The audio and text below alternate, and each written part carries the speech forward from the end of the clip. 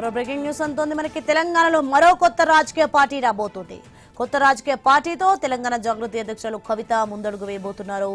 కవిత party అధ్యక్షురాలు కాబోతున్నారు. మేడ్చల్ జిల్లా మునీరాబాద్ లో ఈ నెల 25న భారీ బహిరంగ సభకు సన్నాహాలు చేస్తున్నారు. సభకు వచ్చే కార్యకర్తలకు ఇబ్బందులు లేకుండా ఏర్పాట్లు చేస్తున్నారు. రాష్ట్ర వ్యాప్తంగా 30,000 మంది వరకు హాజరు కావచ్చని అంచనా వేస్తున్నారు. సభలోనే పార్టీ పేరును ప్రకటించనున్నారు కవిత. పార్టీ కార్యాచరణను ఉద్దేశించి ఆమె ప్రసంగించే అవకాశం ఉంది.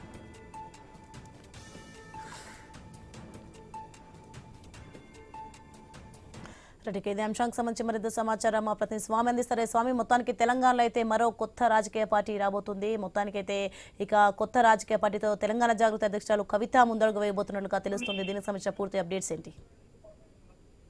తెలంగాణలో మరొక రాజకీయ పార్టీ పురుడు పోసుకోబోతుంది. రేపు ఉదయం 10:30 గంటలకు మేడ్చల్ జిల్లా మునీరాబాద్ లో అన్వయ కన్వెన్షన్ సెంటర్ లో తెలంగాణ జాగృతి అధ్యక్షురాలు కవిత కొత్త పార్టీకి అంకురార్పణ చేయబోతున్నారు. ఉదయమే తన నివాసం నుంచి బయలుదేరి గన్ పార్క్ లో అమరవీరుల స్థూపం వద్ద నివాళులర్పించి అన్వయ సెంటర్ కి బయలుదేరుతారు. అక్కడ దాదాపుగా 30-40 వేల మంది పార్టీ సంబంధించినటువంటి కార్యకర్తలు నాయకులంతా కూడా హాజరవుతారని చెప్పేసి ఇప్పటికే అందుకు అనుగుణంగా ఏర్పాట్లు చేస్తున్నారు. దీనికి సంబంధించినటువంటి ఈ అద్వయ కన్వెన్షన్ సెంటర్ లో మునీరాబాద్ లో మేడ్చల్ జిల్లా మునీరాబాద్ లో గత కొద్ది రోజులుగా ఘనంగా ఏర్పాట్లు చేస్తూ ఉన్నారు.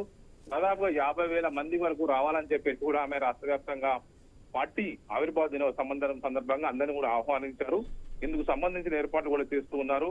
తెలంగాణ జాగృతి పేరుతోటి ఇంతకాలం ఒక ఎన్జిఓ సంస్థలాగా నిర్వహించినటువంటి కల్వకుంట్ల కవిత ఇక సరికొత్త రాజకీయ ప్రస్థానాన్ని మొదలు పెట్టబోతారు. ఇంతకాలం టీఆర్ఎస్ పార్టీలోనే ఉన్నటువంటి కవిత టీఆర్ఎస్ పార్టీ నుంచి సస్పెండ్ అయిన తర్వాత తెలంగాణ జాగృతి పేరుతోనే కార్యక్రమం నిర్వహిస్తూ ఉన్నారు. ఇటీవల కేంద్ర ఎలక్షన్ కమిషన్ వద్ద పార్టీ పేరును కూడా వివిధ రూపాల్లో ఆమె రిజిస్టర్ చేసుకున్నట్టుగా కూడా తెలుస్తుంది. తెలంగాణ ప్రజా వికాస సమితి అని చెప్పేసి కొంతమంది, తెలంగాణ ప్రజా జాగృతి పార్టీ అని కొంతమంది, రకరకాల పేర్లు ఇప్పుడు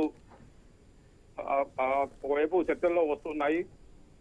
తెలంగాణ సర్వోదయ తెలంగాణకు సకల జనుల అభివృద్ధి కోసం పనిచేసేటువంటి సర్వోదయ తెలంగాణను సాధించుకోవడం కోసం గాంధేయ మార్గంలో గాంధీ ఏదైతే సర్వోదయ సిద్ధాంతాలు ప్రతిపాదించారో అలాంటి సిద్ధాంతాలు తెలంగాణలో గ్రామాన అభివృద్ధి జరగాలి. తెలంగాణ వచ్చిన తర్వాత పూర్తి స్థాయి వికాసం అభివృద్ధి జరగలేదు, అందుకోసం మా పార్టీ పనిచేస్తుందని చెప్పేసి కూడా కవిత చెప్తూ వస్తున్నారు. అందుకు అనుగుణంగానే కొత్త రాజకీయ పార్టీని ఏర్పాటు చేసి ప్రజల్లోకి వెళ్లి దీన్ని బలంగా రాజకీయ శక్తిగా మారాలని చెప్పేసి ఆమె ప్రయత్నం చేస్తున్నారు. కేసీఆర్ తనయురాలుగా తెలంగాణలో తనకంటూ ఒక ప్రస్థానాన్ని గుర్తింపు తెచ్చుకున్నటువంటి కవిత ఇప్పుడు సరికొత్త రాజకీయ పార్టీతోటి సొంత పార్టీని తండ్రి పెట్టిన పార్టీ నుంచి విభేదించి సస్పెండ్ అయి బయటకు వెళ్ళినటువంటి కవిత ఇప్పుడు సొంత రాజకీయ ప్రస్థానాన్ని మొదలు పెట్టబోతున్నారు. ఆమె సొంతగా తనకంటూ తనదైన శైలిలో దేశంలో ఒక మాయావతి స్థాయిలో, ఒక జయలలిత స్థాయిలో, ఒక మమతా బెనర్జీ స్థాయిలో ఒక మహిళలు స్థాపించినటువంటి పార్టీని సక్సెస్ఫుల్ గా నిలిపి తనదైనటువంటి సత్తా చాటాలని చెప్పేసి ఆమె ప్రయత్నం చేస్తారు. తెలంగాణ రాజకీయ యవనికపై